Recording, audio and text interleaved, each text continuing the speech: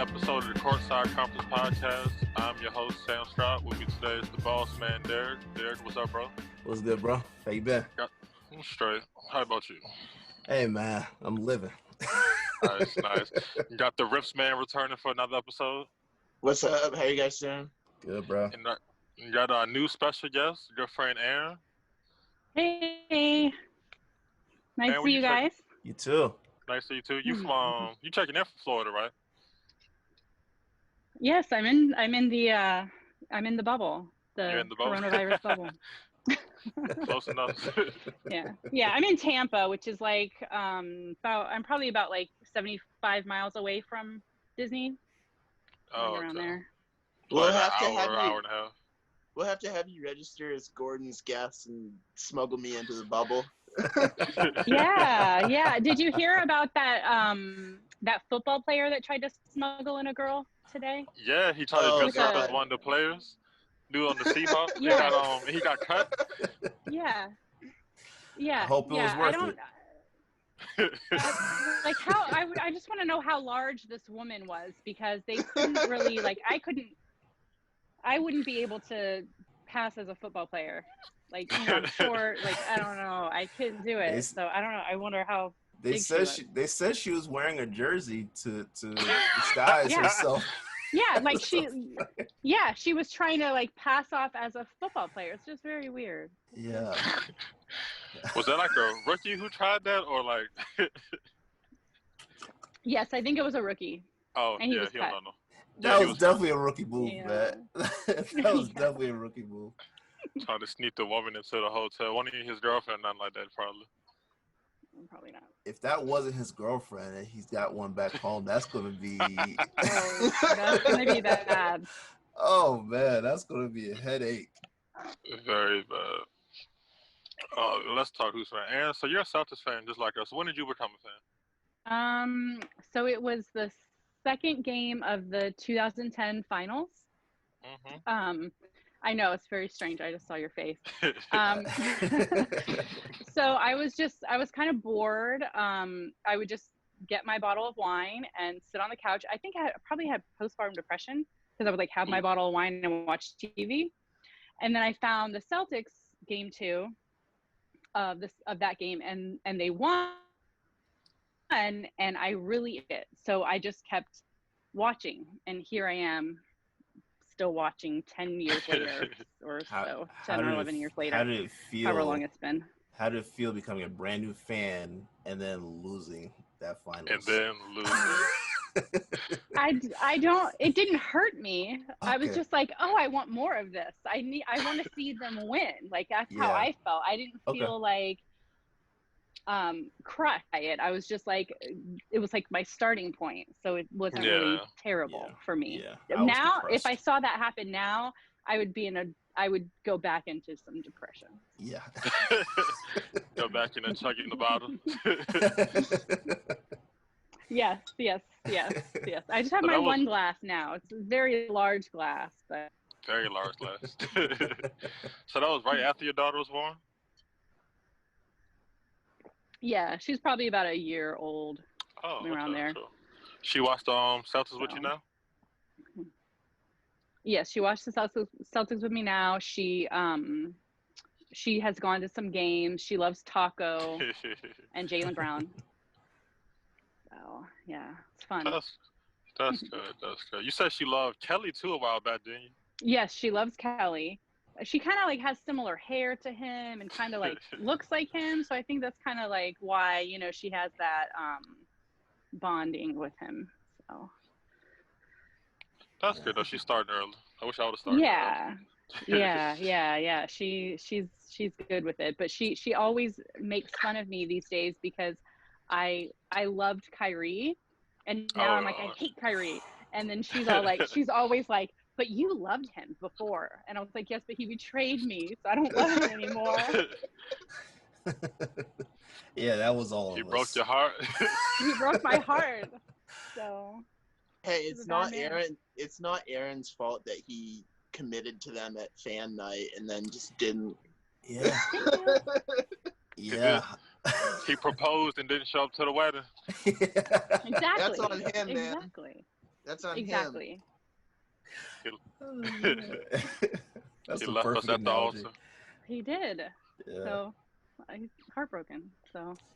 And Yeah. then he was a cause for us to not have Horford anymore, which I hate that even worse. Yeah, that's really bad. But you know, the team is so much better now that I don't even care. It is. You know, like it is. Brad was saying something today about how, like, what did he say? He said something like this year was so great compared to that year last year. Oh, And sure. this year, like, is in the middle of a pandemic, and it's better than that. Like a pandemic is better than Kyrie, is what you're saying. Oh, Yeah. the atmosphere last year was so absolutely. It was like basically like what Philly is this year on steroids, basically. I wish we had Right. the pandemic last season and got to stop. Yeah. If the pandemic so Brad hit said last that this year year was Brad said that this year was reinvigorating in a ton of ways for a ton of us. So Definitely, I agree with him. if this is reinvigorating, whereas we're in the middle of a pandemic, but that's better than having that. Definitely. Speaking of the pandemic, you have some thoughts about the bubble you like to share with us? You've been telling me for the last couple of weeks that you've been waiting to let out. Yes. So I wasn't very excited about this bubble. I was very scared. You know, I'm a mom and I don't want anyone to get sick. And you know, so it scared me that they were going to go and play basketball. And I was just like, you know, there's so much going on. Like, we don't need to have basketball. But it's been like almost a month now. There's been no cases. So I guess it's okay. I'm worried about the guests that are going to come in now. That makes me a little bit. The guests are being allowed this coming week, I think, since the other group of players are going I guess home. like when all the after the first round of the playoffs. Now they said yesterday they can start coming pretty soon. This weekend? I think it was yesterday or a couple of days ago. Oh, maybe they have to be in there for a 2-week period for yeah, they said they can come once the teams that aren't making the playoffs leave. Right, and that's then, what I thought. They can start bringing guests in and have up to 4 guests or personal guests plus their children. I think they said. That's not bad. So Gordon's staying, right? I don't think so. I don't think so. You don't want the baby to be born here. Gordon better not stay. Well, well, if the bubble is as safe as it seems to be, let's say hypothetically it is, moving forward, wouldn't that be like a great environment to have a kid during the pandemic? But you still have to go to the hospital to have the baby, I guess. What if she did? I wouldn't want to go to the hospital. Bath birth. Yeah, I mean, I had Ava at like a place like with no drugs or anything, but I feel like she's the one that's gonna need the drugs and all that stuff. So I think she's gonna need the hospital. So, like, I did it without drugs, but I think she's gonna need the drugs. She's on what, baby number 4? Baby number 4, and it's a boy. Yeah. So Gordon's it's a boy. Happy. Dude, I think Gordon's gonna need the drugs too. More than I don't know how she can just keep, like, they're all such little babies. All like I would go insane if I had that many little kids. Right. It's like a school. I can't do one right now. Robin's still relatively young too. I think she's like a year older than I am. And I'm be 25 this year. Yeah, he married her right out of high school. Yeah. Yeah, she was like 18. Oh wow. Crazy. Man. Well, 4 kids at 26.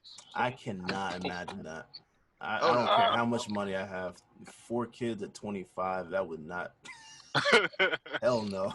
I mean, that's why Gordon's balling out right now. He's gotten quiet for the first time in his entire adult life. He's chilling down there in Orlando playing video games and ignoring the Zoom calls and shit. Right? He's sleeping. And he's growing his mustache out. They've been waiting to grow for the last decade. That mustache, man. I hated So it when I I hate first the mustache. saw it. Oh, But he So likes ugly. it though, so. He likes it, and I think Brian Scalabrine nicknamed him Stash Gordon, Yeah. Stash Gordon. which was actually really good. I actually like that nickname. I mean, I'm down with it. It's but- like the 80s porn stash has unlocked the alpha in him. So now he's like just screaming at refs and going hard to the hole and dunking it every time. So it's Dunking, like, chase down blocks. you can't really argue with the methodology behind it. Not at all. Not at all. So I'm is down this with it. this Gordon Hayward that's playing right now? Is this the Jazz Gordon, or is Yeah. it? Yeah, Because pretty I much. didn't really pay attention. I don't pay attention to any other teams besides my team, so I never really cared about him. But they're like, oh, Gordon is so good. And then, he came and he's like rehabilitating that ankle. And then, so I never really did get to see him. So And I then he was played wondering in if Utah this at that, so it's like none of us sat here and watched the Jazz game. So it was like that. Yeah. Like I watched a fair bit of him, and like the thing that's similar now is he's like not afraid of finishing off his right foot anymore. For the first, like here in Orlando, that's the first time I've seen him like really contesting the closeout to go for a hard dunk off of the wrong foot, which he hasn't done for us. And like he was so explosive and fast when he was on the Jazz, and like he gets to the rim at will. And this is the first time, I think Orlando's the first time where he's really looked that aggressive. Yeah, Definitely. Yeah, he looks on like a both different sides. player. And we like to say it's the video games and being away from his wife, but it might just be that, they had that like little time off, which I think was good for all of them. So, maybe it just, he just worked on They were all it. getting a little hurt at the time. Yeah. Right. So I think Jalen Walker had was out just for a bit. rolled the ankle like right before the arm break. Yeah. I'm just like, I thought that Kemba would have been better with his knee by now with all that time. He looks pretty good lately. He looks really good. He looks good, but they're like, I don't know, they're resting him and stuff. It makes me like kind of nervous. They're just stashing him for playoffs. Yeah, they massaged him into the minutes restriction because it started like 23 minutes. It worked up like by the last one he was available for 30, and like during the Toronto game he looked incredible. Like he had some moments of smoking them. Man, definitely. And Memphis, he looked. Yeah. Oh my God, I have no worries about him. His crossover worries me because his knee gets so like low to the floor. That's that New York style, man. Yeah, he bends them inwards too, which like has always worried me. Like if you see how he like when he gets low, he bends his knees like towards each other with his feet out wider. So it's like I always like gasp a little bit when he does it. But it works because he's not that tall. He's only like 5'11", honestly. So yeah. Yeah, I if wish he was I like could do 6'7" and got that low, then we'd have like more problems. Yeah. Yeah, no, he's crazy, and the way that that Tatum and Brown have looked, it's crazy, man. Like everybody seems to be hitting on all cylinders at the same time, and then the emergence of Robert Williams. Man, I love Rob. I'm so happy for Rob. Me too. Dude, I think Rob is up to something like 89% in the bubble. He's missed like 3 shots in the bubble. Yeah, right. Yeah, I'm excited for him. He deserves some playing time in the playoffs. I mean, I think we'll be able to see him. I think we'll be able to definitely see him against Philly.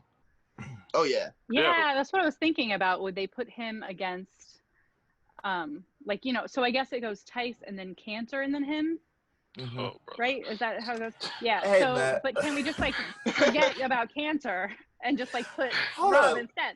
Let me ask this. Saying, man. Let me ask this, because I seem to feel like I feel like I'm the only one that doesn't slander Cantor. What is the slander about?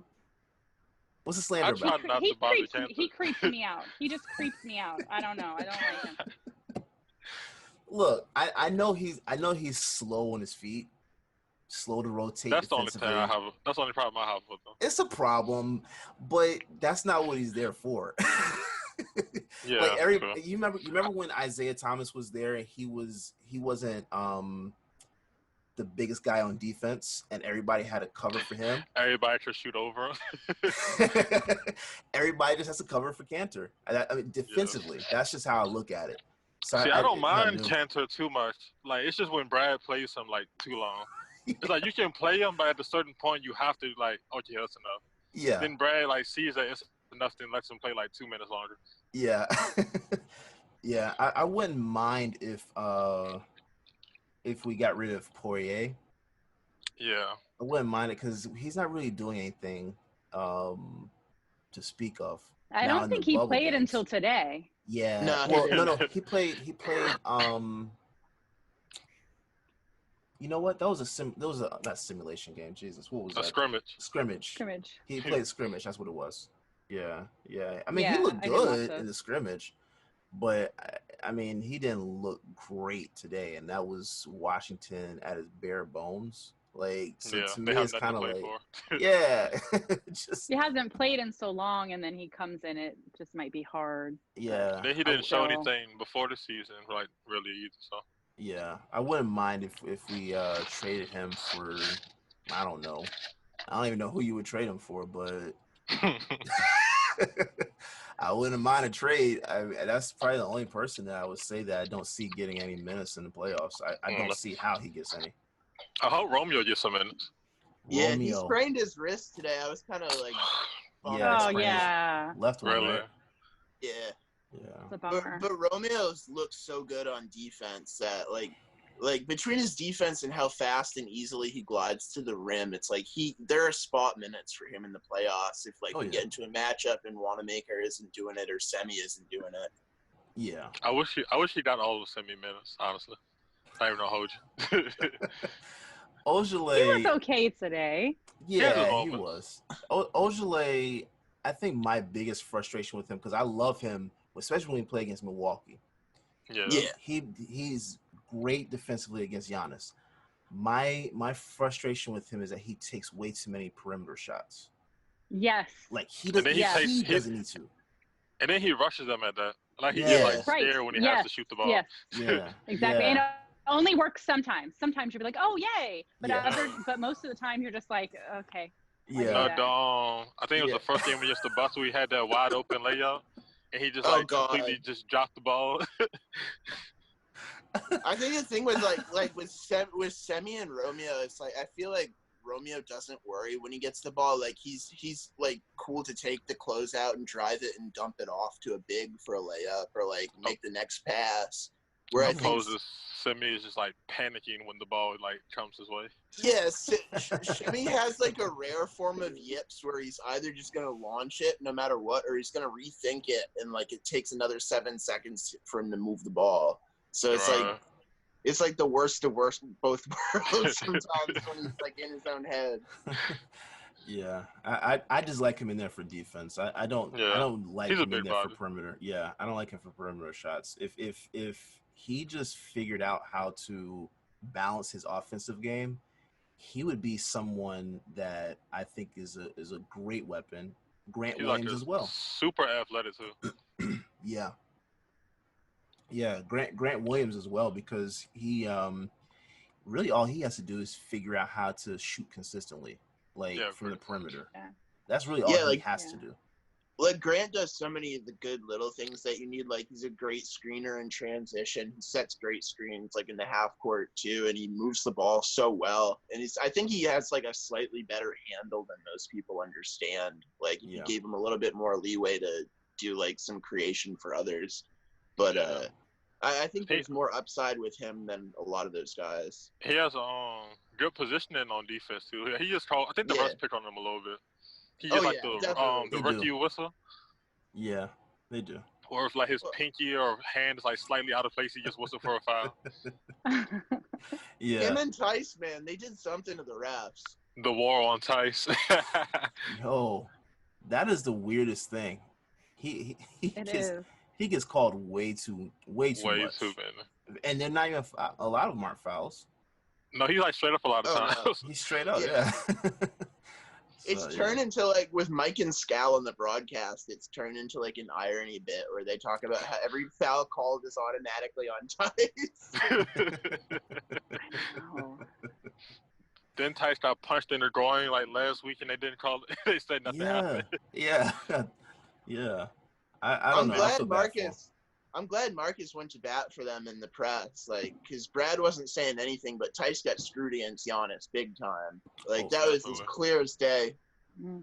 But the thing is, the refs reviewed it for a hostile act, but then somehow came away with no foul at all. Yeah. It's like you admit that a foul happened, you want to see how bad it is, and you're like, oh, that's no foul at all. These refs seem to have gotten worse. Oh yeah.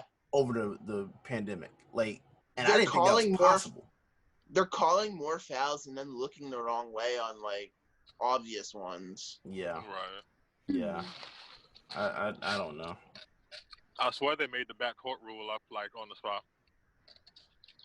Backcourt rule. Also, they went full mob boss on Smart after the game. After he criticized them for Giannis, he fouled out by the middle of the third quarter. Like 3 minutes into the third quarter, he fouled out 6 fouls. This is a guy who's like an elite defender who fouls on every play, and they fouled him out in the third quarter. I was like, really? That's ridiculous. Oh yeah. So you guys enjoying the bubble ball so far? I've liked it a lot. I think there's been a lot of, like, even with the games that, like, have already been decided, there's been a ton of close, compelling games. It's felt, like, super competitive. Like the Suns aren't going to make it, and they were, like, the most fun to watch. Oh, they're not going to make it? I was hoping that they would. If the Blazers lose tonight, then they get the play-in thing, but if not, they don't make it. And they won every game.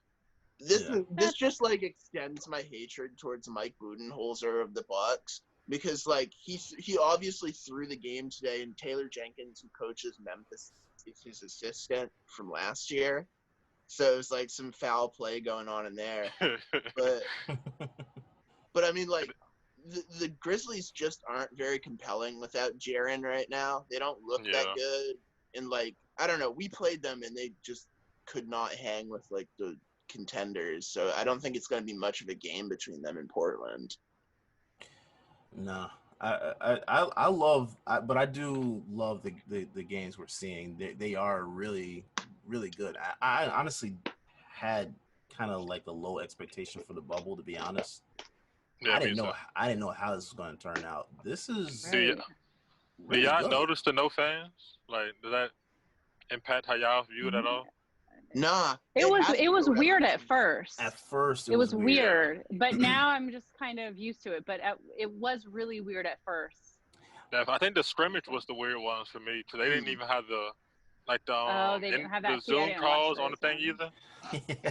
Yeah, like the scrimmages were like just like super quiet. You can kind of hear the ball hitting the floor of their shoes, the talking.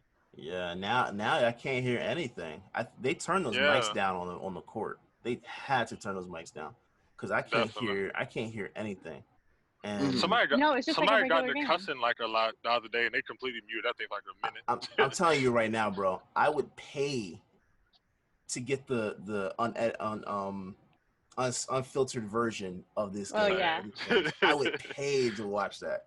Put that shit on HBO, man. Yeah. That would be great.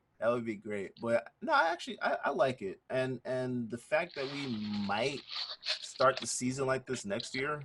I don't mind it. I don't mind it either. Yeah, it's fine. I just want to know how they're gonna do it. Because you're not talking about 3 month span. You're talking about from January until midsummer. So yeah. I saw somebody said they were talking about doing it like spurts or whatever. Mm-hmm. Like they come to a bubble for a month or two, take like a week or so off, and then come back and just like play the season out that way. Maybe I'm not sure. See, this is exactly why I wanted the season canceled. This season canceled because I don't want to see that. And we're already going to have a shorter season next year. They said it's starting January, I think, end of January. And Christmas at the earliest. Yeah, and then you might finish around midsummer. Like, Yeah. I don't want to see a season like that. That's a long time for those guys to be away from their families That's and like too normal long. lives. Yeah, that's way too long. So, and that's why I'm saying, like, I wonder how they're going to be able to institute that. Because, and this And actually it's going to be more teams. More teams, Yeah. So I wonder how they would do that. Yeah, that's why. Now, if you're talking about having 2 bubbles, yeah, it would have to be like multiple bubbles. That would make a little more sense, because you remember how they were trying to do in Chicago. They're trying to do 1 bubble in Chicago for the other teams that didn't make it. Like an East Coast bubble, or like a West Coast bubble, maybe. If you're able to create one like on both coasts, I'd be able to get with that. I'd be able to like you could like ostensibly do one in Vegas and one in Orlando, and then cycle the teams out, so it's almost like round robins within it, if that makes sense. Or not like round robins, but like you have group stages of like different and just schedule it like so. Half these teams are in one bubble for X amount of time, and then they swap bubbles, and then they play these and like stuff like that. Yeah. What I wouldn't mind seeing though is if they did 4 bubbles. You did 2 on the East, 2 on the West, and you can split the teams up into quadrants, and then do that, and I guess figure out how you do the flights if you're gonna have to go to other coasts. I don't know. That seems like a lot of work for a small season. I'm glad it's not my job. I'm glad it's not my job. Right? Not my job. I would take it. I ain't gonna lie. The execution of it has been like better than I anticipated. Like thank God they're doing it this way rather than like what MLB is doing, which has been like an unmitigated disaster. Right. Or what football is about to do. Yeah. The NFL is talking about having like fans. I don't see that. Like all the fans. They're gonna do it. They'll have fans, because you have to see what, like, the fans of the NFL.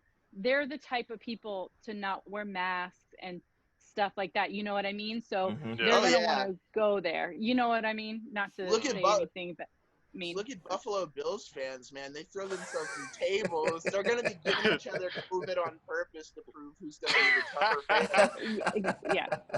Yeah. But I think for football, you could have like limited fans, since I think their stadiums are bigger, maybe, than like ordinary, like than basketball and baseball, like where they play at. Yeah. So, but you could have like maybe 20-30% of fans and just kind of section them off in each part of the stadium if they were gonna, if they were like so adamant on having them, maybe.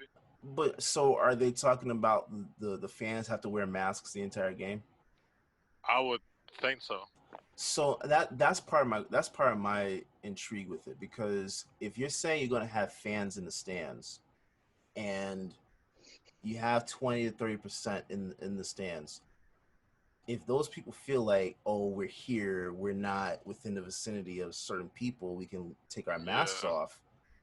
And then let's say, for example, someone there does actually have COVID, and now one or two players get it. That's all through the league. You know what I'm saying? Like, so how does that work? That's because you're not putting a shield in front of them. You're not doing that. So I don't know. I will say Seattle's going to sound a lot different this year without having any fans there, if they don't have any. Definitely.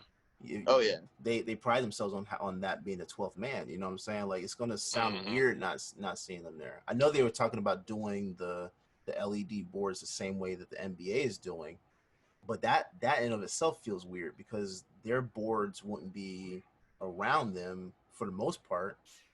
They'd be above them. So I don't know how you do that.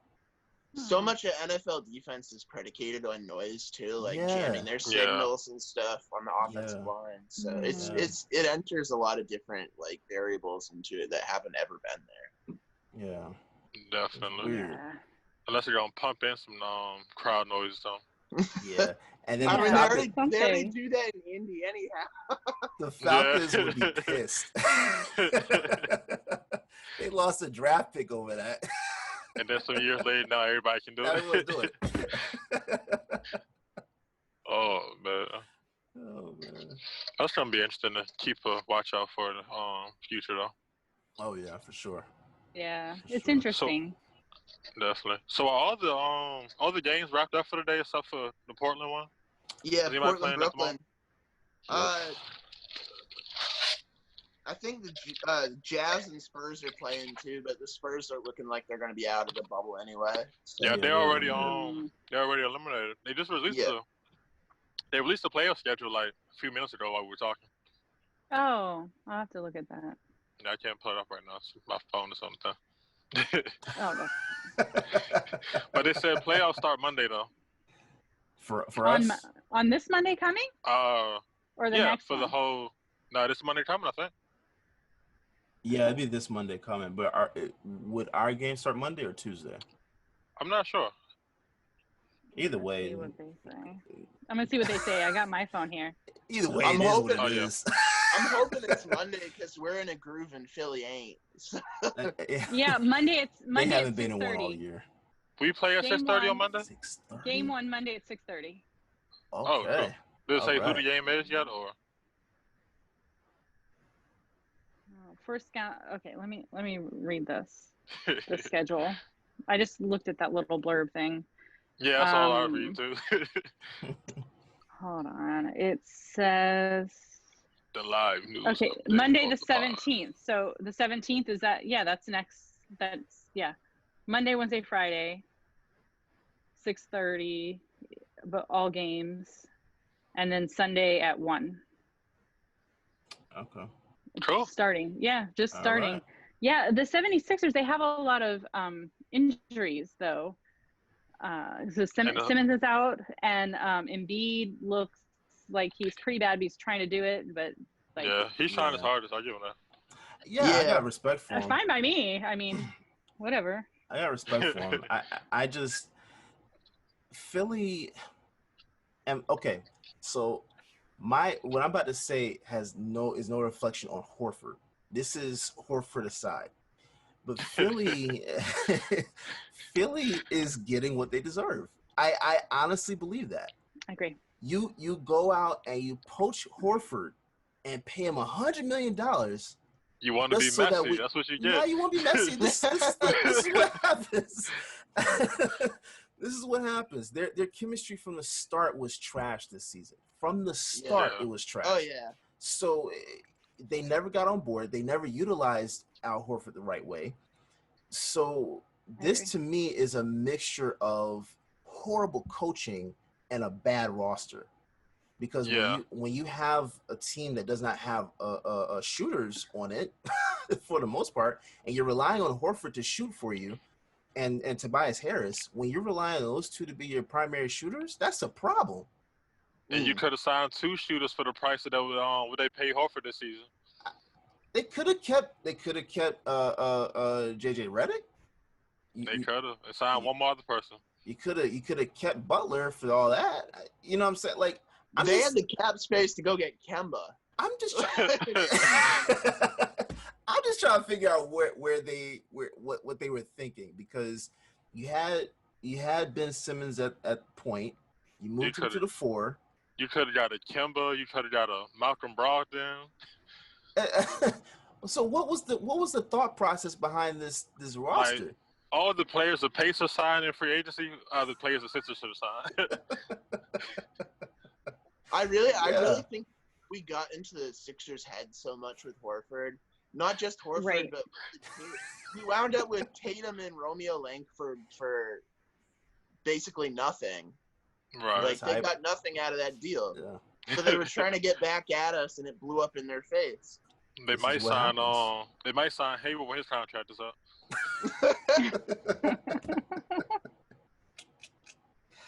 Hey man, look. Just to try to. I wouldn't advise it. I wouldn't advise doing that, because they're gonna end up signing him to like an $80 million, $100 million contract, and it's gonna end up being with the same thing, with horrible chemistry. And I'm kind of hoping, just because I'm petty with the 76ers like I am with the Cowboys, I'm really hoping Yeah. I'm really hoping that they keep Brett Brown because Simmons was out. Embiid was hurt. I'm just hoping that that's the thing for them. They're like, one more year for Brett Brown. Nobody listens to it. One more year. I'm pretty sure they don't even run sets there. They just don't do whatever. They just go out there and free ball it. My favorite Brett Brown thing is stopping the ISO late in the game and calling a timeout and then running another ISO out of it. Oh, it's the best, man. I love Brett Brown, man. I love him. It's the funniest thing ever. Oh man. How many games do y'all think this series goes? 5. I do 5. 5 out of respect. Yeah, 5. I think 5. I think Embiid was his way to 1-1. Yeah, but realistically, this is gonna be 4. 5 out of respect. I would love 4.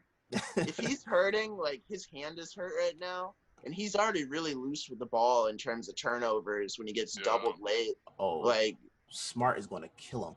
And he starts his post-ups like way out too for some strange reason. Yeah, Smart. I'm excited to see Time Lord on him, just like because we had a game against the Spurs, and like not that LMA is as good as Embiid is, but like that's a similar like body build, and like they want to get to their face-up jumper, and Robert like denied all the passing lanes and blocked his J a few times. So Robert is a big guy. Robert is, and he's getting better with reading. It looks like the game actually has slowed down for him. He was jumpy at first, in this season, like not only for blocks but like rotations and stuff, and it just seems like he's much calmer in his reads. Yeah, he's reading it much better, and I think that gap, like that little pandemic gap, helped him because I think he really did work on stuff. Is what I feel like anyway. Yeah, I would love to know what the hell he did, right, over this period, because. The last time we saw him on the floor, I can't even remember what that was before the pandemic. And when he was on the floor at that time, it was like disappointment. I almost remember feeling the same way I feel about Vincent Poirier right now. A little bit. Mm-hmm. I was starting to get to that point, and now he just looks like Hakeem Olajuwon or something like that. Like he's just coming out and just blocking everyone. Mm-hmm. The thing is, too, he's fixed his J. Like, he's hitting baseline straightaways, and he's hitting his free throws. I think he was, like, 80% from the free throw line in the bubble. And, like, the release... Right. I love him. It doesn't look like a fluke. It looks like his release is totally reworked entirely. So... Yeah. Definitely. I wish Grant hasn't got much playing time in the bubble either for some reason. Opposed to what he was starting to get before the break. Yeah, not more than it, but again, he's good. He's really good on defense. I can see the 76ers. The only way I can see them winning a game in this series is if we have an off night. Yeah. Somebody's gonna have Jalen or like Hayward's gonna have a really cold night, and they'll get a win. It could happen. But I'm talking about like an off night for everyone. You remember, like Oh no, absolutely. I don't want that to happen. I don't see that happening. I mean, Gordon has to be off, Kimba has to be off, Tatum has to be off, and Brown has to be off. If that happens, and there's no home court advantage either. So yeah. Hey man, this is the price you pay for being messy. That's all I gotta say. Yeah. I think like the one thing that could like get me worried, like I think it's a 4 or 5 game series, but like the tendency of refs right now to call so many fouls, especially with Tatum and Smart, is like the thing that like if we're gonna lose a game, that's the formula I think. Is those guys get in foul trouble. Yeah, and they lost so much money that they might like string it along to 7. You know? Yeah. So. Oh man. I don't like that. They better not give us Tony Brothers. All I'm saying that's the first thing gonna happen. I will take care of Tony Brothers myself. It's like Tony seeks out Celtics games. It's like he's like those playoffs. That's what he lives for. When he gave Jalen the tech for walking to the bench 2 years ago, I'm still confused. I don't get that. That was the funniest I almost thing. broke my TV, man. That man has a vendetta against Jaylen Brown. It's ridiculous. He even called out for a Tech 1 game in the playoffs like some years ago. Yeah. Yeah. Now that the one referee, I haven't seen him since the bubble began. But you remember that young ref that ejected Kimba at the beginning of the season for no reason? Is it Merritt Kogut? Is that the dude? He's the one who has the problems with all the Warriors. Yeah, I think so. He's really young. It's like I think this is like his first or second year. I pray to God he's not officiating. I pray to God because if maybe he didn't go. I'm hoping he didn't. Because if it's between him and Tony Brothers, yeah, it's 7 games. like the two names I fear the most in the playoffs aren't like Giannis or Embiid. It's like Scott Foster and Tony Brothers. Oh my gosh, yes. And it shouldn't be like that. We shouldn't know the names of referees. We should not know the names of the referees. I don't think we should know the name. I don't think we should be like, who's the referee? I don't think we should be doing that. But here we are, like every playoff game. Not even that. It's not even that we know them; it's that we know exactly how they're gonna call the game before it even happens. And then they go out and do it. Yeah. They don't even so they can't be try fair. to act surprised. Like just say, hey, you know what? I'll call it fair right down the middle tonight. And they're issuing the statements on the bad calls like way faster in the bubble now too. Yeah. Oh yeah. They're issuing those like 20 minutes after the game, man. Can you tell me? Okay, so with that 2-man report, what's the purpose of it? Because if you're not make going us to, mad. I think it's like accountability. And I put it in quotes. If it is accountability, if it is accountability, then I would like to see punishment for those referees. Yeah, if it's a continuous thing. If it's like a continual thing, then yes, I think that they should be like looked at or something. Yeah, when it becomes a pattern. Yeah, how the players get suspended after their 17th tech? Yeah, the ref just like maybe too many mistakes in a month, he has to miss a game. Yeah, or it should affect like playoff assignments. There should be a point system that way, but we'll never get it because the refs union is almost as bad as police unions. They're just like ridiculous. You can't even criticize the referee. You find like $30K. Yeah. That doesn't make any sense. And I think that the fine should have gone down in the bubble because the fact that Marcus Smart got $15,000 fine for what he said about Milwaukee's game, that didn't make any sense. I agreed with him, but it didn't make sense that you're going to fine him $15,000. I mean, it was 5 or something like that. They fined him for being right. Find him being right. Like they most likely agreed with him too. Like, yeah, you were right, Marcus. Yeah, you were right, but hey, be quiet. Be quiet. Yes, be quiet. The crazy thing, and this is a question for you guys, he's up to $300K in career fines for suspensions and criticism. Does he get to $1 million like Sheed on his next contract? Easy. Hey, wait, what is he in year 6? Yeah, year 6. Yeah, he's getting there. Yeah. Marcus gets like 10 more years, or he'll have it. For sure. For sure. The only way he does it is if he decides to retire early. Especially if he keeps criticizing Giannis too. Oh yeah. Oh yeah. Right. Yeah. Oh, speaking of Giannis, did you see him headbutt? He headbutted the guy. One game suspension. Okay. The game that he's not even gonna play anyway, probably. Exactly. Yeah. That was today, right? Yeah. He wound it up getting the Grizzlies into the playoff game. Yeah. Him being suspended. You know what? Man. I see that connection you were talking about earlier. I see that connection. Which one is that? Between Memphis' coach and Milwaukee. Yeah. That was a big coincidence. Big coincidence. Now we're gonna sit Giannis down as well. Exactly. Man, get the hell out of here. That deserved at least three games. At minimum 3 games, because that was blatant. Like if it was It was so normal, weird. a It was so normal random, game, too. yeah. You know what? Let that have been Dellavedova. You know what I'm saying? Like anyone that's known for doing chippy play, like even Grayson Allen coming out or of Duke. Or a Celtic.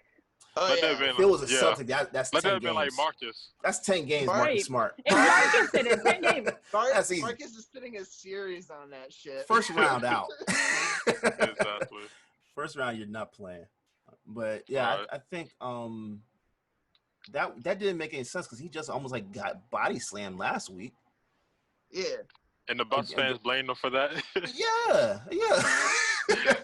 And he didn't do like a headbutt on what was the guy's name? Hall. Oh yeah. Yeah, he tried to talk to him, but the refs broke it up fast. I'd like to see Giannis try that on Marcus, like straight face to face. He would not do it. Marcus, we might witness our first murder in basketball. We might witness the very first murder on the court. It'd be like when Happy Gilmore got suspended for trying to stab somebody with a skate in junior league hockey. Marcus in a broken flipboard. Oh man. Oh yeah. Lord. Yeah. But so the season is officially over now for the most part. Well, for us anyway. Yeah. So what are you guys' favorite moments from the season? Or just favorite things about this year before the pandemic anyway? For me, like the Tatum emergence, like during that stretch of games versus both the LA teams and Houston, and just like seeing him take it to another level was like, for me, like you knew he had it in him, but like seeing him actualize it against like Kawhi and step up to him and like really made like every defender on the Clippers fear him. That's like seeing that arrival was the best part for me. Definitely. What about you, Erin? What's your favorite one from the season? My favorite thing from the season, which we kind of talked about a little bit before, is that they've been like drama free and they've been so cohesive and they've just been a team. And I really, really like them. Like this maybe not my favorite squad, but they're really close to it. Like they're. Right. I love them all. Like I love them all. They're just all my little babies and I just love them. And I want them to go, I want this one to go far, even though it's like, it's like bubble playing and stuff. I think that they have a shot at the finals. For sure. Definitely. For sure. I think my favorite is just Kemba Walker coming in and his impact on this team. Yeah. I love Kemba. Because just like basically like you said, Erin, this season has just it's a complete 180 from last year. Oh yeah, definitely. And what he's brought to this team, he's just a better fit than Kyrie was. That's literally been my highlight for this season, because him being on that floor has allowed Tatum and Brown and Hayward to do their thing. Yeah, I think that Kemba being there allows the little like Jason and Jalen to grow, actually, because he doesn't care. He just wants to win. He doesn't care about being Mr. Kemba Walker, like Mr. Kyrie Irving. He doesn't care about that stuff. He cares about winning and being a team player. Like that is like the Celtics is a team. So that's, and Kemba is definitely really like they're part of that team. Yeah. It makes the team. Yeah. Kemba's a good positive reinforcement guy. Like he was talking about how the Jays were both passing the ball much better and that he needs them to do that for us to reach another level. And it's like he just has his finger on the pulse of what everybody needs to hear at the right time. For sure. Right. I don't think I've ever seen him like visibly upset with anyone all season. Outside of that ref that gave him that ejection. I don't think I've seen him upset at all. At all, like ever.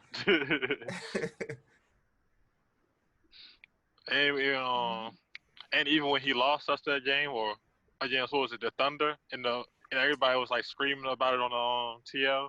Then he Yeah. went to the interview, was like just so sorrowful about the whole thing. Yeah. I was like, oh, he's such a good dude. Oh yeah. Well, I mean, he holds himself accountable, man. Like, Yeah. and that's not saying that Kyrie doesn't, but nothing is Kyrie's fault. Nothing is Kyrie's Kyrie's take fault. accountability for things. That's exactly it. Nothing is his fault. That's the problem, right? Yeah, it's like I think when it was obviously Kyrie's fault, he just literally did not care. Like he honestly believes that he is the face of whatever franchise. Does not matter who else is on that floor, whoever is on that roster. I genuinely believe that he felt like. I think the only reason why they really won that championship is because he knew LeBron was going to be in Cleveland long. So it was like, okay, I'll sacrifice this for right now, but I'm going. This is my team, you know. And then once LeBron was gone, it was like, damn. And then he tried to go to Boston, couldn't do it.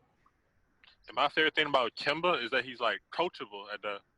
Yeah. You know how some stars are like themselves and are like just dead set on being like whoever they are and playing and doing whatever they want. Yeah. And then he came in off like the best year of his career. Yeah. And then took like I think he started the season as maybe the guy. Mm-hmm. And then as like the weeks and months went on, he just like rose back and it's just he just plays his part and fills in whenever necessary. You know what he did? He kind of took on that D Wade role a little bit. You remember when LeBron went down to Miami and Wade said, "You know what?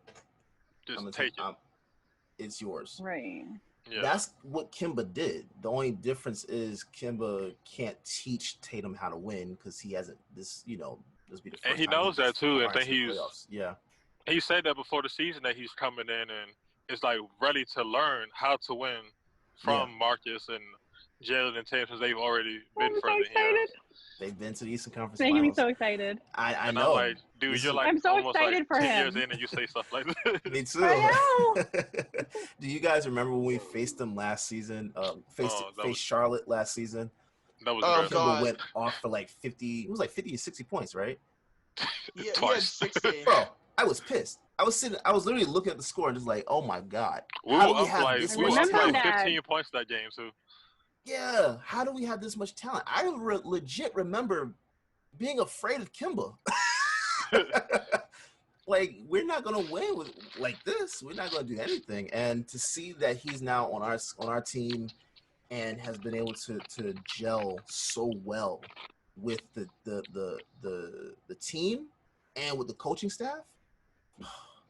He's perfect. A breath of fresh air, man. He is perfect. Great guy. Great guy. And he fits in like just a play style perfectly at that. He wants to get it and shoot faster than Kyrie did. Yes. Kyrie wants to like showcase his moves and stuff. Kemba, like if the screen is there and he has the daylights to either shoot or draw a foul on three, that's what he does, and otherwise he moves it. And to Kyrie's defense, but I don't like Kyrie isn't the like most athletic or fastest player at that. Mm-hmm. It plays like really below the rim most of the time. And Kemba is like more quicker and like agile than Kyrie, I'd say. Yeah. And he plays defense well. Like I do remember Kyrie playing defense in Boston. It's like his defense actually went up. Yeah. Definitely. But Kemba's ability, especially when he's out on that floor with Marcus Smart on defense. And he's taking charges and stuff. He's won us some games with the last minute charges. Yes. Almost all our clutch situations, he takes one to the face, and he knows how to work refs, which is the best part. Right. I have nothing bad to say about this team. Outside of I don't know where Poirier fits. That's but it's fine because he can just sit on the bench. Yeah. It's fine. He's a good victory cigar. Yeah. I hope he can get a ring this year. And then we just part ways. I really think that they can do it this year. I think because so, they have that they have that team. You know, they're like they're a team. Mm-hmm. That chemistry. You know, It's the chemistry. yeah, they have the chemistry, and I think that they can do it this year. For me, even though it's in the bubble. For me, watching the Toronto game and Jalen shutting down Siakam and really just exposing him on both ends, that was like, okay, we can do this now. Like, we can go out there and get it. Definitely. Yeah, I'm excited because to me there's, and I've been saying this since the beginning of the season, that to me they're the most complete team 1 through 15. They're the most complete, and you also have three guys averaging 20 points this season. And then another guy averaging 17. And he's right there. And guess what? He can go off for 30 at any point. Like, you know what I'm saying? Like, I don't see any other team that has all that. I just don't, you know. I think the Clippers tried to get there by like stacking talent late around the trade deadline. Yeah. I just don't know what's going with the Clippers, man. But like Marcus, his scoring is down like 12 points from what he was doing in New York. Yeah. I don't know what's going on with the Clippers. And his name Reggie is like their third guard after Bev and Lou, so I'm not sure where the like logic came too much for that one. Yeah. It does seem a little last minute. Yeah. The Clippers to me, it's like you always know Kawhi can get it done, and George is like obviously a quality player. Trez and Lou are like proven commodities, but like as a team, I haven't seen them reach that like level where they have the look of like a title team. Like we're just like assuming it, but they haven't really been together or like played like consistent ball. It felt like. Yeah, they show up versus the Lakers. That's about it. Yeah. Hey man, look, that's all I care personal. about. Just personal. Get up for the Lakers and then sit down for the rest. I'm fine with it. No matter. Do you guys have any like dark horse title teams? Yes. Oh, I want to hear it. I don't watch other teams, so I want to hear what you guys have to say. Maybe the Nuggets. I could maybe see making a little push. Feel like they need like a 7-game conference final series with whoever they play. Yeah. Maybe the Rockets. I wouldn't call them a dark horse though, so they're right in the midst of things. Yeah, I would say Denver and Miami are my top 2 dark horse teams. So my prediction for the beginning of the season was that Boston versus Milwaukee for the Eastern Conference Finals. My prediction has changed. Oof. I'm going Boston, Miami for Eastern Conference Finals. That's gonna be a slugfest, man. That would be so much fun. It is, but I think Miami's gonna get beat up a little more along the way, like on the route to the Eastern Conference Finals. But yeah, I could see that. Denver has looked crazy, but I actually think my dark horse for the West, I will have to switch it. It's not Denver 1, it's Portland 1, Denver 2. Ooh. You got Portland pulling off an upset in round 1? Let me tell you something. If Portland gets that 8th seed, I really believe they can beat the Lakers. I truly believe they can beat the Lakers. I'm with you. I would be so happy. I'm with you. If the Lakers play drop coverage against Dame, he's going for 60 a night. Easy. Like, now. Easy. And you have no one that's going to consistently be able to cover Dame. Like, consistently on the Lakers, you have LeBron, but are you going to have LeBron out on the perimeter the entire game? No. No, they don't have Avery. You don't have Avery Bradley. Rondo just got back. But I don't think Rondo's not a big defensive player. Like, especially not right now. You know, he's I didn't realize he was back. Yeah, he just got back today. He just got back today. Okay. Yeah, so I mean, I love Rondo, but Rondo ain't doing anything against Dame. If they double Dame, Nurkic can hit one of Gary Trent. Gary Trent. Yes, who is that guy? Also, by the way, I had never heard of this guy before. He was killing us. He was. I know. That man is shooting like who is this 70. person? He's shooting like 70% from 3 in the bubble, man. And he was only shooting from 3. Like, He only shoots against from us. 3. He was. I haven't seen him before that, but he was killing it. Before the bubble. I've never seen him take a layup. Seen him before. I can't say I recall him earlier this season. I think he went to Duke, didn't he? If he went to Duke, that's He went to Duke, yeah. Okay. Well, I mean, look, they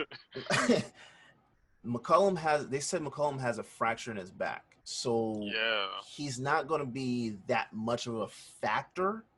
He's going to be a decoy, but even with him being a decoy, you cannot let him be wide open. So if you have McCollum on the perimeter, you have Trent on the perimeter. Tell me who those guys are going to on the Lakers are going to be able to cover those guys. And I'm sorry, you still have Nurkic and Dame Lillard to worry about. I don't see how you can cover that much space with the players they have. It's LeBron, AD, everyone else. I don't trust anyone else. And people are Kyle Kuzma chasing. What about Kyle Kuzma? Yeah, exactly. People keep talking about Kuzma like he is. I'm so sick of Kuzma, bro. I can't do it with him. I can't stand. I honestly cannot stand his face. Like every time I something I would say. Every time I see him, because it's like this dude should not. He does not look like someone that should be playing basketball. And he just does not. So I think that's why he annoys me, because he just when you look at him, he just looks like he's like goofy, and he looks more like a gamer. But he looks more of a gamer. But I look at him, I'm like, okay, if Kuzma is your third option, he has to be consistent. And he Kuzma hasn't been is not consistent. The other night we hit the game winner, and he was like, "I'd be starting on almost most teams." I got so just not my team. What? The nerve. Washington when they're hurt, I don't see what team he starts on. It's like, who do you think you are talking like this? Man, you are Kyle Kuzma. He said I would still shoot it if Jesus was in my face. Okay, that doesn't mean you're gonna make it. You wouldn't want to sit down and talk to Jesus. You just want to shoot on him. It doesn't make any sense. To be fair to him, Taylor Rooks was asking the question, and anybody who gets a question from her says the wildest shit they've ever said in their life. That's fair. That's fair because Jalen got a problem. He's gonna win 5 titles. I don't blame him. I would say the same thing. That makes sense because Jalen did predict 5 titles before he hit 30, right? He said he was gonna win 6 in a row. Yeah. I'm not saying it can't happen. It just wasn't gonna happen when he said it. Yes. We could start it in a different year. Maybe start this year. Yeah. Maybe not this year. Yeah. But last year wasn't happening. No. But no, I just the Lakers have to go off. And not just have AD and LeBron go off. The Lakers 1 through 15 have to go off in order to beat the Blazers. And I don't see that happening. I don't see that happening for a season. Especially with Danny Green not shooting the ball well. He's been in an awful fucking hole. He's been I don't if he isn't good from 3, that hurts them just immeasurably. Yeah, because now you're banking on Deion Waiters and J.R. Smith. Yeah, Waiters shoots entirely too much. Bro, if those are the guys you have to lean on. Yeah, that's not. I don't, and I'm glad that's not my team. Me too. Me too. I trust Terry Stotts as a coach a little more than Frank Vogel right now. Yeah. And I think 1 through 15, the Blazers are better. I think coaching, the Blazers are better. I just think that they're in this position because the season ended early. If we had continued the season, they would have at least gone up to 4 or 5. Easy. So they started off bad too. And they started off bad. I think CJ was hurt for the early part of the year, wasn't he? And then Nurkic just came back. Yeah, Nurkic didn't start the season either. Yeah, Nurkic came back in March. So I don't know, man. The Lakers, they better hope somehow, some way they can get the Suns. They better hope. I feel like they better hope the Grizzlies get the spot. Oh yeah. God. One of the two. They better hope somehow the Suns can get it or Memphis can get it, because if they have to see the Blazers, I round one Blazers. I'm taking Blazers. You guys, go ahead, I'd be so happy. Oh my God. I was gonna say another team I can see as a dark horse is, like, for me, I could see OKC making the Western Conference Finals. Oh, definitely. Man. And the fact that Houston has to match up with them this early. With no Westbrook. With no Westbrook, that is horrible. Yeah. They're done. Oh, yeah, because okay. They're done. CP3 has something to prove, too. They're done. Oh, yeah. Houston's over. And I was just starting to believe, and this is not them. This is just a bad matchup. But I was literally just starting to come around on their small ball, because they look like, it doesn't make sense on paper. It doesn't make sense that they could do that much with small ball, but they seem to, they were figuring it out. They had it going. To me, this is probably this is their best year under this period. I felt good about them before the Westbrook injury, but like now, like playing small without him, plus you're against Steven Adams, is a big problem. Oh, I forgot about Steven Adams. Definitely. And you got Shea. Yeah. Oh yeah, they're done. Gallinari is a good player too, man. He can really stick it to you if you're not. Yeah. If you're lazy on defense, he'll hit a bunch of shots. For sure. Definitely. Do y'all give Dallas a game over the Clippers? I think they'll get one with Luka going crazy. Yeah. It could happen. They can get one or two. I think two at the max. They can get two. I think so. Maybe. Yeah. It would be a really close 2 games. It'll be a close one. Yeah. It won't be easy by any man. This is like I was saying before, like the Clippers, like Riff said earlier, that the Clippers have not played together like all season. This is just a really good period for them to lay down the groundwork in the playoffs with this matchup. And I think it'll be very interesting. I don't see if somehow, some way the Mavs were able to win this series. Ooh, that'd be a stain. I don't even know what you do. Like, I don't know what you do if that happens. Exactly. Hey, wait, are we getting the Nuggets and Jazz series? Yeah, that should be an easy one for the Nuggets. Yeah. Okay. Dude, I need Jokic to embarrass Gobert, man. Just like play him off the floor. You seen him with the 5 pivots last week? Oh God. That was so embarrassing. He jumped like every time, so like, what are you doing? Yeah, man. That's gonna. What's your prediction on that series? I think that's a 4-1 Denver. Yeah, probably 4-1. I'm gonna go with that. 6 games at the most. Yeah, I'm gonna go with that. Let's see who's in these. I think the Bucks have a sweep round 1. The Raptors probably have a sweep. They're in 5 at the most. Probably not even that. Toronto is facing Indiana? Brooklyn. Oh, yeah. That's done. Indiana is facing Miami. I think that's going to be a fun one. That's going to be fun. I think it's 6 games. I think it's 6 games Miami, but it's going to be competitive. It's going to be competitive. I can see it going to 7. Yeah, you can definitely talk me into it. Yeah. That's better for us. Like, again, I think Miami's going to have a tougher road. So, yeah. Let's bring it on. How many games do y'all see us going with Toronto around 2? 6. I think we win in 6. We win in 6. I'm going to go 5. I will say 7. I was leaning 6 or 7. Just because, yeah. It's playoffs, so it's different.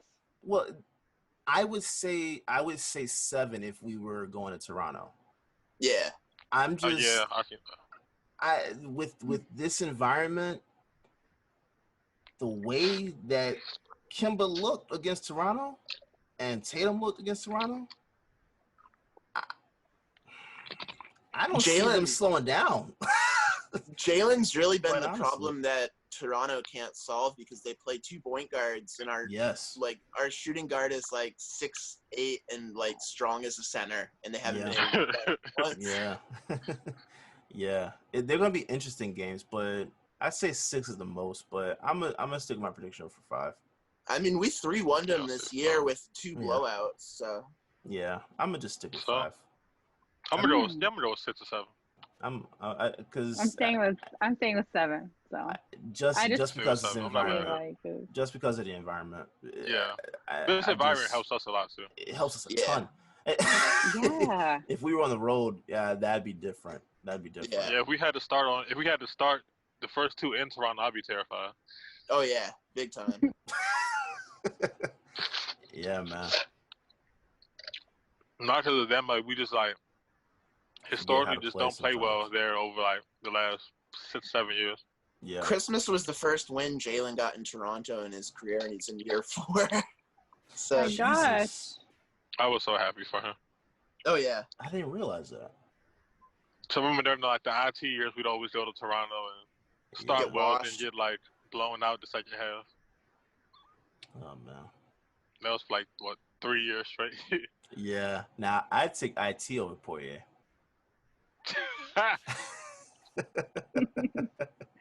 I wish somebody would have invited IT to the bubble. I know, man. The Wizards what team is he on? He's not on any team at the moment. Oh, he's not on any team. Yeah, he got traded by Tourist, but he got cut. Yeah. Okay, yeah. See, I try to keep up with the former players, but it's like once they leave my team, I forget about them. Yeah. And then I'm like, oh yeah, Courtney Lee, I used to love you. What the heck happened to you? Oh, you're on. I don't even know what team he's on because I can't remember. Terry. But it was Terry. I know exactly where he is. Yeah. So you know what Terry's at. Yes, Terry is on the Hornets and not in the bubble, and wearing his mask in a very terrible way like this, and he's like all up on some model right now. You know about Terry. You know. I know all about him. You seen the videos of him and the girl on vacation like last week? Yeah. Really? I didn't see any of this. You ever seen them? They just like randomly popped across. She's really pretty. She is really pretty. Man. Good. I just like refresh my timeline to see Terry like really pretty. kissing on the timeline. What the hell? Yeah. Where's this from? Yeah. He didn't post it. She did. Because that's what I would do if I was dating an NBA player. Terry's like Niagara Falls, like kissing at the waterfall. Like, what is happening? Look, I can't blame her. Like, I mean, if you're gonna date an NBA player, if an NBA player is gonna date someone, you have to be more. What's the word? Aware of where someone's phone is. Yes. So I don't blame her. Like, that's on Terry. Right. Hey, well, if I was ever dating an NBA player, which I'm probably too old now, it would be all over your timeline. Just saying. I have had 2 NBA players approach me on Instagram. Oof. Really? But it's not on my timeline. But I can tell you guys who they are later. I won't tell you. They are Celtics. They are Celtics. They were Celtics. You could have kept it in the family. She'll tell us off there. Yeah. I'll tell you guys later. Awesome. I have told one story on my timeline, but not in a while. But I won't tell you now. I would do the same thing if I were dating a WNBA player. The NBA players be pretty active on Instagram too. Like I can't tell you how many like random girls I've seen on my Discover page and clipped, and then like Jalen is like right in her likes. Hey man, that's like almost like it was like every other week, like before the bubble. Yeah, I do remember that. Like, now I follow that. That's following them. I will say this: I don't take pictures a lot, so I might not do it because I'm more of a private guy.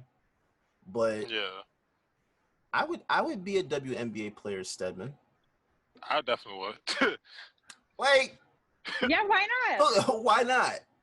I would play the background. You wouldn't see me. I had a time of my life. I like too. Hey man, I have no problem with it. Hey, just gotta get. I'd be courtside at every game, cooling. Yeah. I'm just gonna get Sheldon Williams out of the picture, man. Get Sheldon out of here. Don't get me started on Sheldon Williams. Not today. I rate on this like every other like month on the timeline, so it's not today. That's son of a. Oh man. Oh man. So Rips, outside the Celtics, what's your favorite bubble storyline? It was the Suns until they got assassinated by Budenholzer today. Who we need to get revenge on for the Suns. For me, it was finding all of Devin Booker's tweets about Hooters from when he was 13 years old. Wait, what? I did not see that. Devin Booker has about 8 or 9 tweets about going to Hooters with the fellas. It's either Hooters or Applebee's. Yeah, no, he has like 20 Applebee's posts. Devin Booker was going to basketball practice and games, and fresh out the game was like, Applebee's with the fellas. Hooters with the fellas. Yeah. So cute. It's like, he's like, what, 14, 15? So it's like, it makes sense. It's just so good. Oh, that's hilarious. That's adorable. It's so funny. It's like Applebee's with the team. Then the funniest one, Burger King with the boys. That's hilarious. I don't know if you guys follow Streetcar, but he had the Vince McMahon meme, but it was like all of the different Booker tweets. Like it starts out with Burger King, and then it moves up to Applebee's, and then his head is exploding when he says Hooters with the fellas. I wonder where he eats at now with the fellas now that he's like a millionaire. Oh, that's easy when he's in Atlanta. It's the Magic City Wings, man. That's Magic City Wings. Okay, let me tell you something real quick. I said, you live in Atlanta, so yeah. Tell us about that one. I have not tried those wings yet, but I am so intrigued to try them now. Yes. But we'll get Uber Eats and just try them. I live too far away for Uber to deliver over here from Magic City. Well, just go pick them up. You get to go. Yeah, I haven't. He doesn't want wings. No, also, by the way, he doesn't want just wings. I can tell by his face. No. How about this? No strip club has their dancers in them right now. So I don't see why everyone's getting on Lou Williams.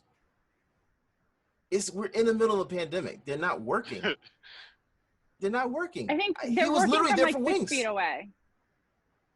They are working, but they're like 6 feet away. They are. Where? I know.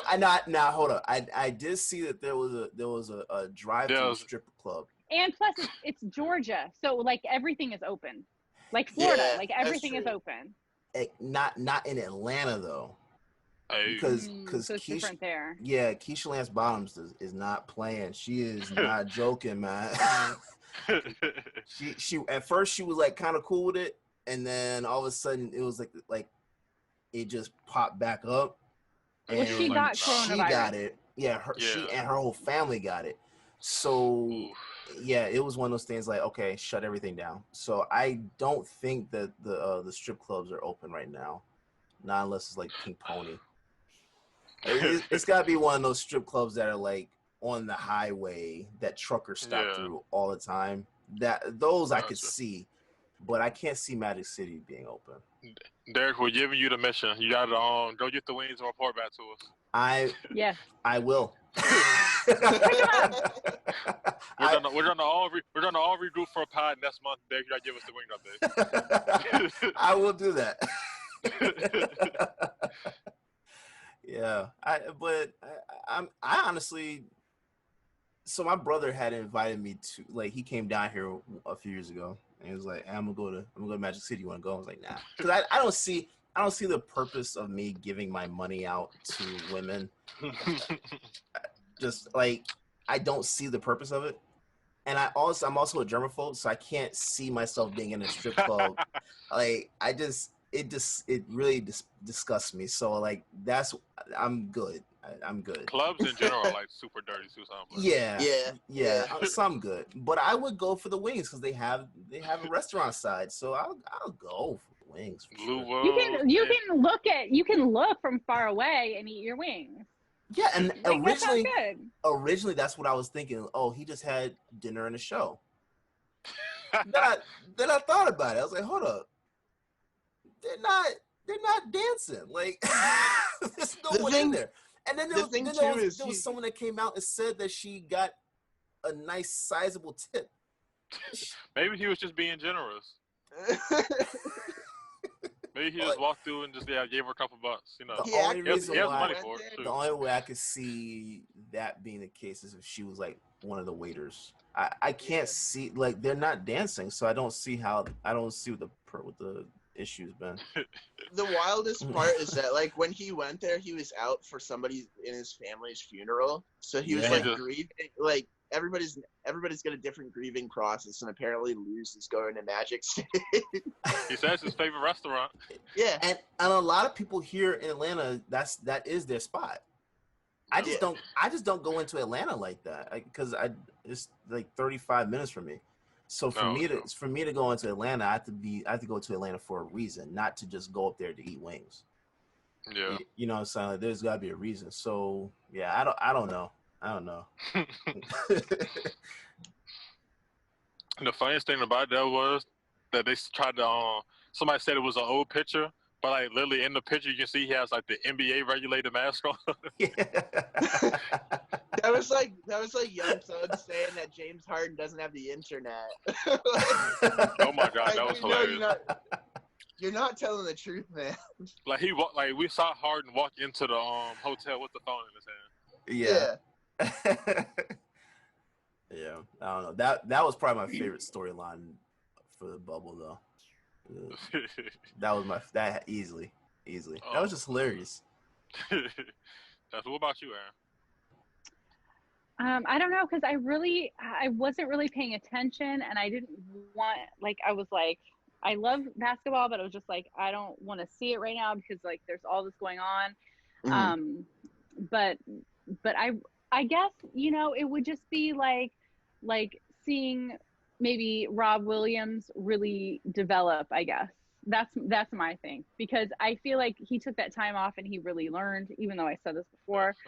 I guess that would be that. But, you know, all the stuff that you guys said was really funny, too. So I just was trying to really like not pay attention to it, but I had to, because it really, like, I know there's a lot of stuff going on, but they really did the bubble well, and it is a good distraction from like working from home and having to take care of a kid at the same time while all the stuff's going on. I have to wear my mask when I go to Target, blah blah blah. And then if I can just like sit down and watch a basketball game and like be stressed out about that, it like I turn that other stuff. Yeah, I turn it all off, and then I'm just stressed about like Jaylen Brown and Kemba and all this stuff, and I'm like stressed out about them. So, you know, I guess just, you know, just all of that. It's been okay. I just hope that the inviting people in is okay. I mean, I'm glad that they made those rules whereas like the Instagram models cannot come in, because I think that is good, because they, like, I don't want a bunch of random people coming in. Like, yeah, your family, that's good. Like your wife, your girlfriend, your kids, that's good. But I don't really want the Instagram models there. No, keep the Instagram models out. No. Oh man. Y'all see, but I know that guys are different, and like they need Instagram models. Stephen A. Smith is like rallying campaign on TV for them to have like conjugal visits in the bubble. Yeah. But like you know, like they have like barbers and DJs and stuff. Like don't you think maybe they could like put like a sex worker in there, you know? Dude, Stephen A. Smith is on the same bandwagon with you, Erin. Yes, you know what? You know, he's on national TV with us. So hey, honestly, Guys are funny different. you say. It's funny you say that though, because when like 2 weeks ago I was saying the same thing. Why doesn't the NBA just like hire some personnel? Right. Imaging. Yeah. They have to do it on the slide. They can't like they Yeah. can't have Woj just chance be like NBA announces that they can bring like exotic dancers in the bubble or something like that.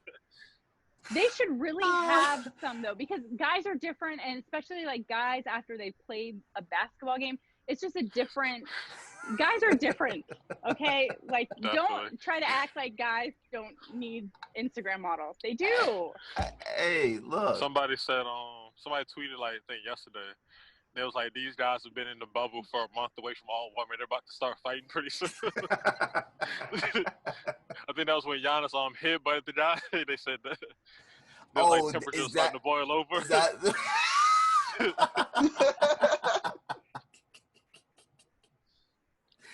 That would make sense though.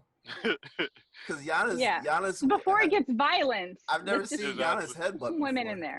Before guys start getting angry about this little thing. Because they're gonna get violent. Yeah, it's just different. Guys are wired differently, and they need that. They need Instagram models, something like that going on. And it's been like a long time, maybe. Jalen said he's tired of seeing Donovan Mitchell everywhere he goes. Yeah, every few minutes.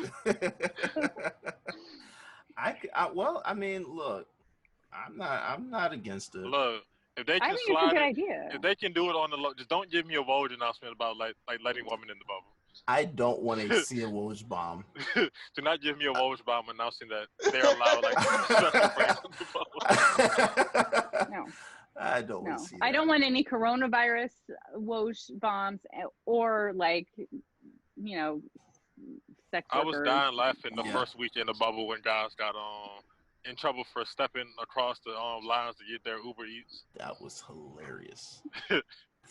That was hilarious. Right? That was like 3 days in the bubble. Somebody got caught already. Yeah, you can't do that. I mean, hey man, if they could get a line of sex workers and just vet them. Yeah. I think that sounds really good. I'm not against it. It would keep them safe. It would keep them safe, and so I think that guys are different. Guys are different. You don't know. But see, that's the thing. How many do you bring though? Like, because I think that they have had sex with the same person a lot. I know. That's the sad part. That's what I'm saying. Like that's what's weird to me, because it's like I don't know how that would. You guys definitely know they definitely know the same woman. I've seen y'all on Instagram under the same woman pictures. I know.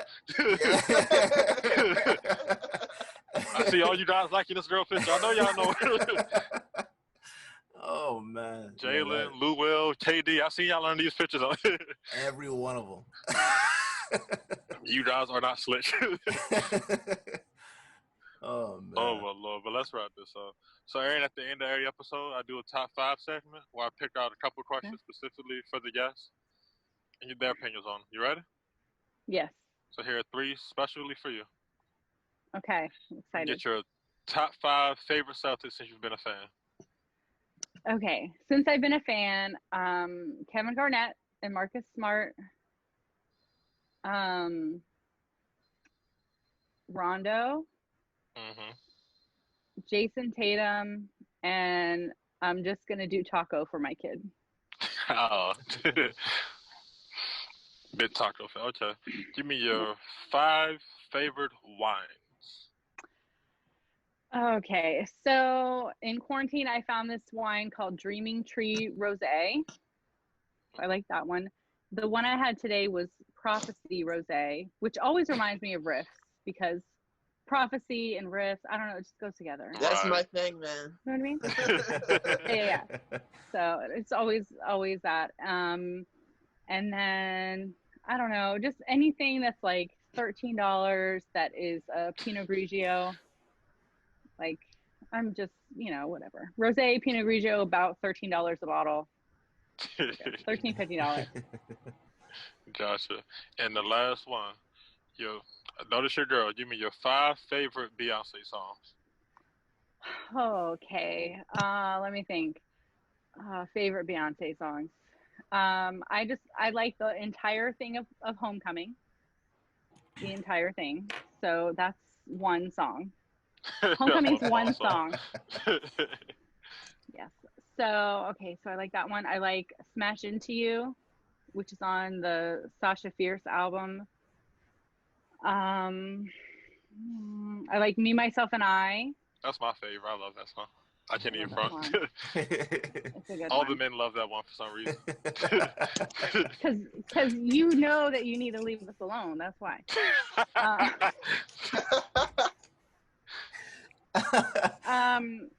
And then there's a Destiny's Child song called Sail On. Does that count? That counts. She's on it, so. Yeah. So I'm gonna do that one. How many is that? You 4? got 4. You got one more. Okay, got one more. I don't know. I like all of her songs, so it's hard for me to like pick. You gotta give us one. One more. I guess Rocket. I like the way it starts.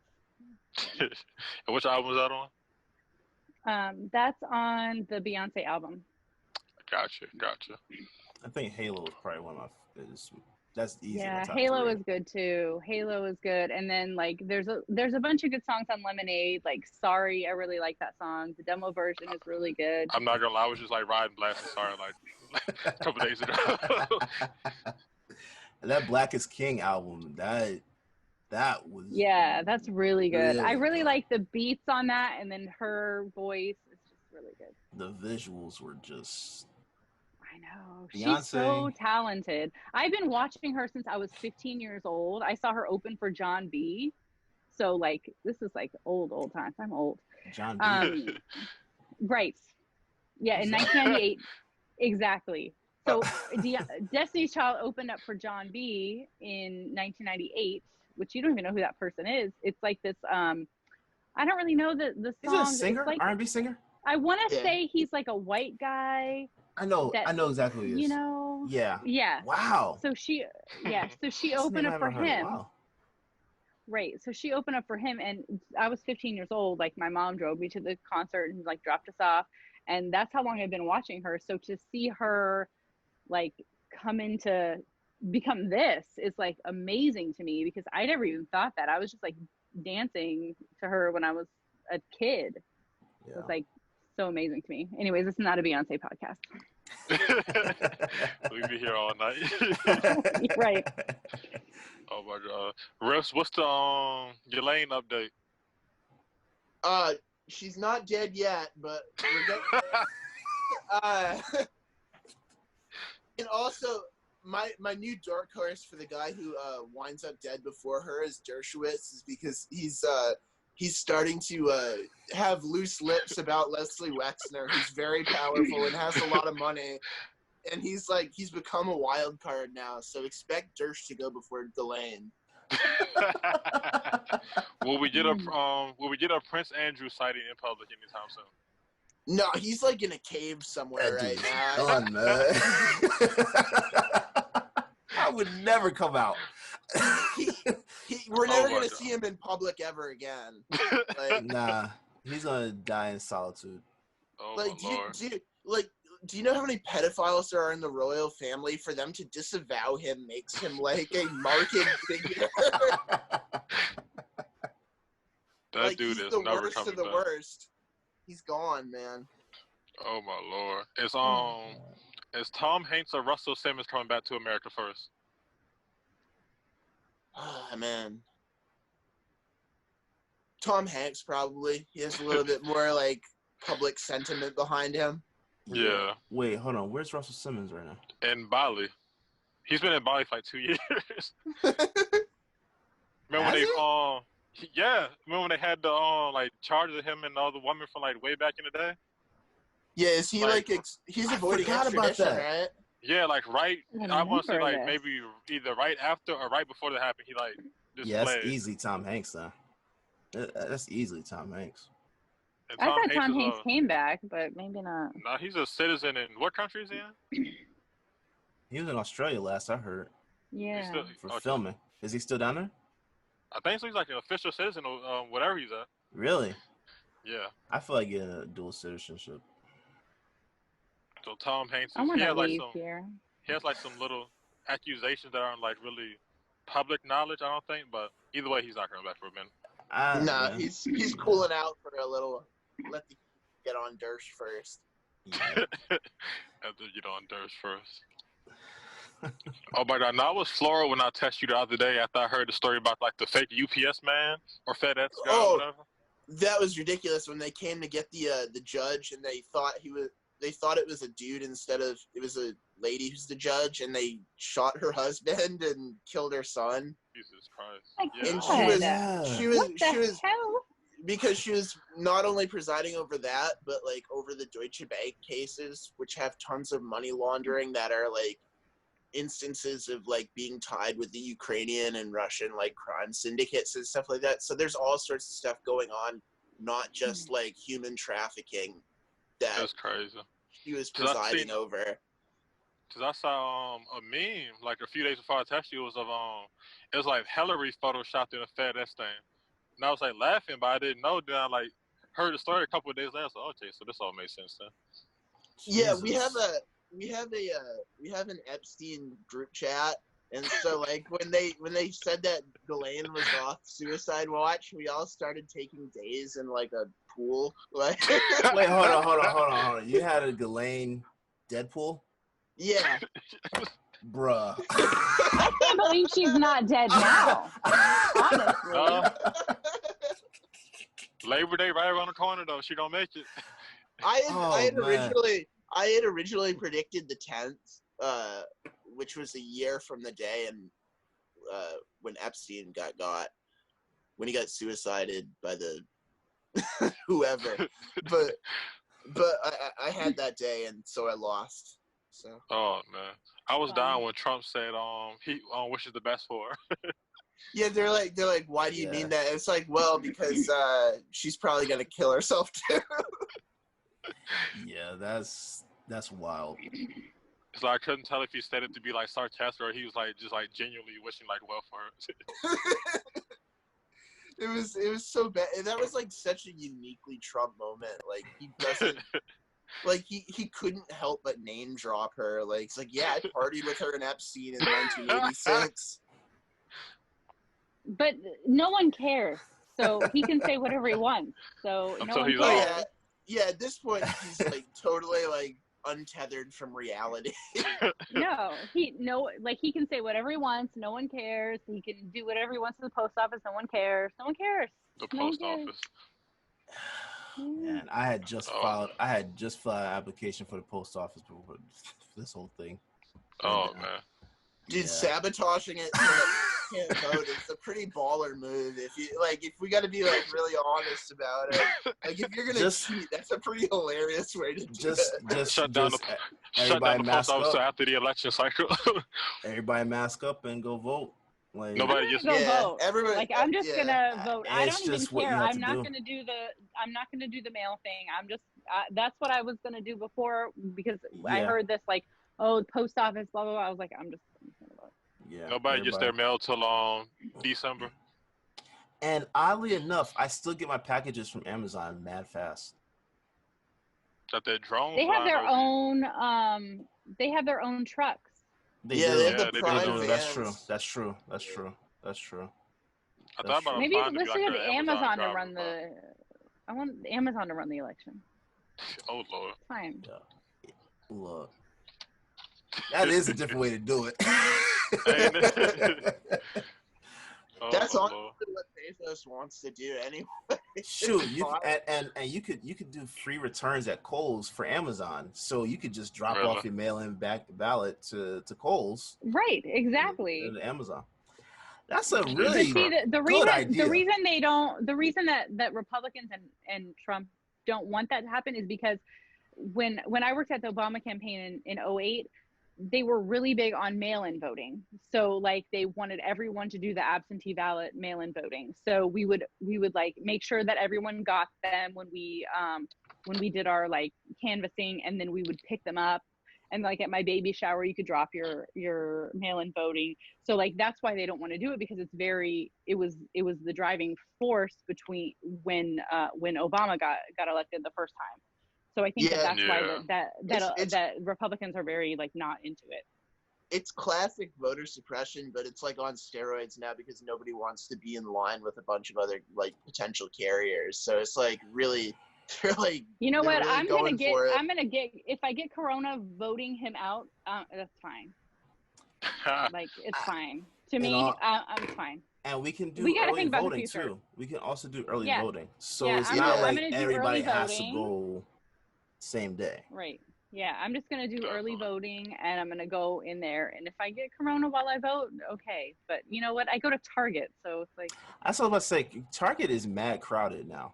So I've gone to Target. Like, I go to Target on average probably about like once a week, and it's mostly crowded every time I go. So if that's not an issue, voting shouldn't be an issue.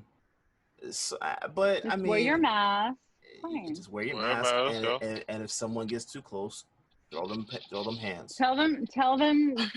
Hey, say that. I'm throwing hands. If you, especially come close to me without a mask. Yeah. Gotcha. Yeah. But all right, well, thanks, guys. That was a good episode. Appreciate you guys for all joining me today. Thank you. Thank you for having us, man. Anytime. You guys are always welcome back. You know, y'all know that. Yeah. All right. Yes, sir. All right. Appreciate it. Mm-hmm.